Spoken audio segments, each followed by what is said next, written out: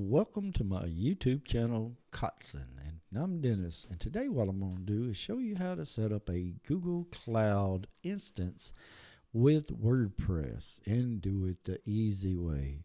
If you haven't already got an account set up, we need you to go to cloud.google.com. Set up an account. I got a previous video showing you how to do so. If you have an account already set up, you can go to Console. And when you click the Go To Console, it's going to bring you into the Google Cloud Platform dash or the dashboard. And then what we need to do is go up to these three lines and click it. And it'll have a drop down menu that comes down to where we see Marketplace, and we're going to go into Marketplace. And this is kind of like DigitalOcean, Vulture, Linode. It's a marketplace that you could go in what they consider one-click installs, and it will help you set up a WordPress or other different things that they offer. And the WordPress site what we're going to set up is going to be this particular one, and as you can tell, it's going to say Google Click to Deploy. So what you need to do is go ahead and click the WordPress. And I'm going to go ahead and move myself off the screen, and we're going to continue this. And look here, y'all. This is giving us additional details. It's telling us what version it's going to install, the 5.81. It's also going to tell us we're installing the Debian 10.11, and the package contents is going to be Apache, you know, the MySQL server, all the different things that come into this package is going to be with it. So what we need to do now is just go up to launch and click it, and it'll bring us into the new WordPress deployment page. And as you can tell, there's a WordPress overview to kind of give you an idea of what it will cost this WordPress instance per month based on what it's got. And of course, it's got the virtual memory, one shared CPU, 2 gig, the E2 small. But we're going to change that, and we're going to make it a little bit lower. Of course, you know, Google's always going to be a little more expensive than your Vulture or your DigitalOcean. Again, it just reminds you of the operating system and all the software that it's installing. So what we're going to do is go to deployed name, and you can call it anything you want to call it. I'm going to call mine WordPress 1. And then you can pick the zone you want, and that zone could be where you're close to or where your audience is by. In my case, I'm going to go up to US Central A, if I can find it. Yes, there we go. And the machine family or machine type, we're going to leave it on general purpose. And the next two series we're going to be filling out is the series or the CPU part, or of course, when you change the like E2, and I'm going to show you the different series that got you also come in and change the machine type.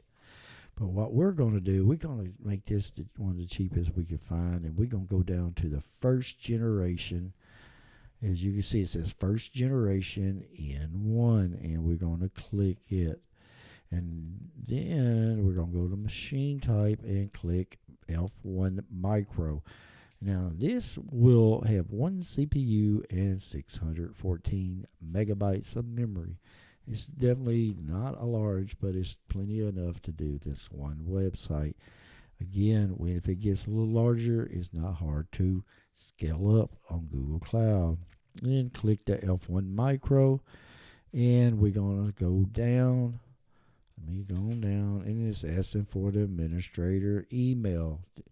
I'm going to type my email in and go continue.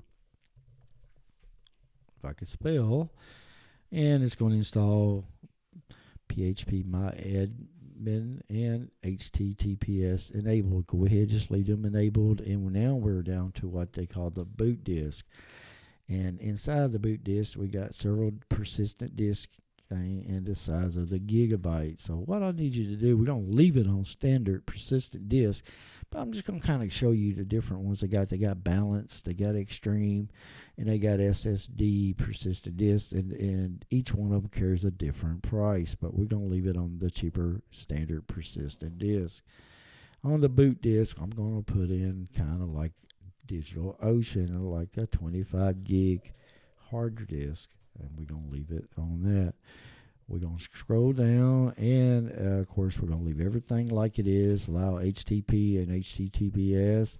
And last but not least, we're going to accept the condition and then click deployed.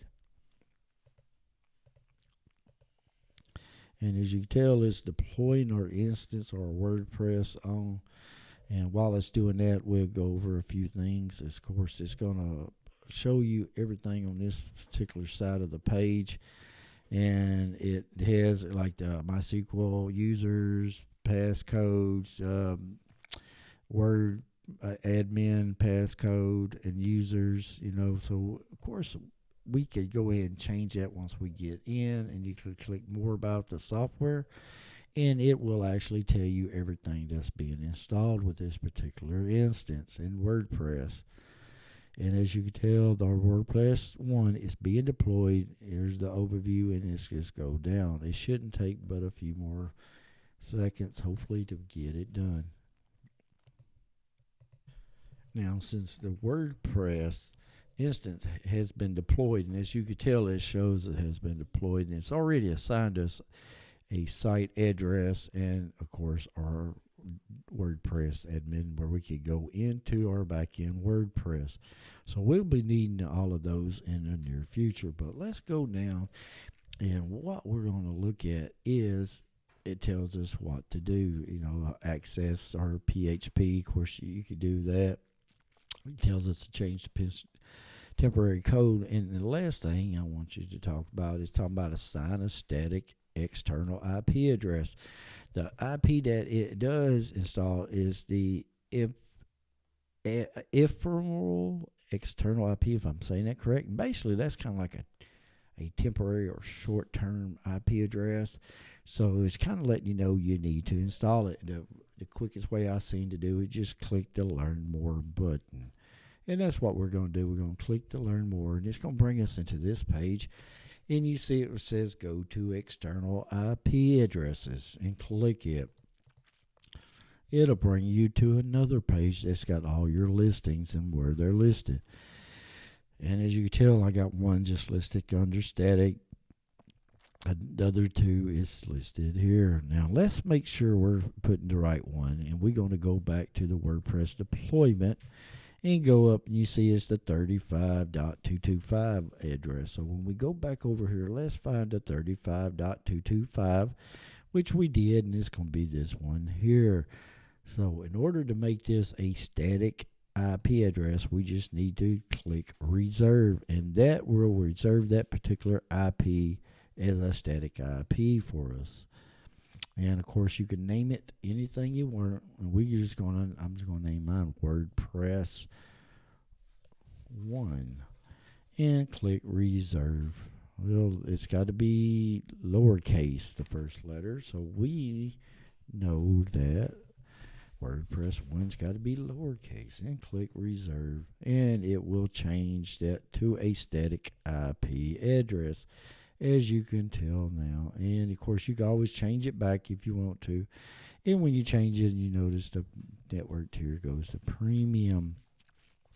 So let's go back over to our WordPress installment, and we're going to look for different things. We're going to click out of this, and we're going to go to the admin website by clicking this particular link. And we're used to this by now. Of course, it says this connection isn't or is not private. And if you're on a Google Chrome browser or a Microsoft Edge, all you got to type in is this is unsafe. Well, of course, it didn't do right. There we go. Hold on a sec. There we go. Apparently, I didn't have it clicked onto that particular site, but now I do. And as you can tell, it has entered us into the back end of our website. Now, you still would need to go ahead and associate your IP address with a domain name in your registry. So, but this is already set up and WordPress installed, and it only took about 10 minutes.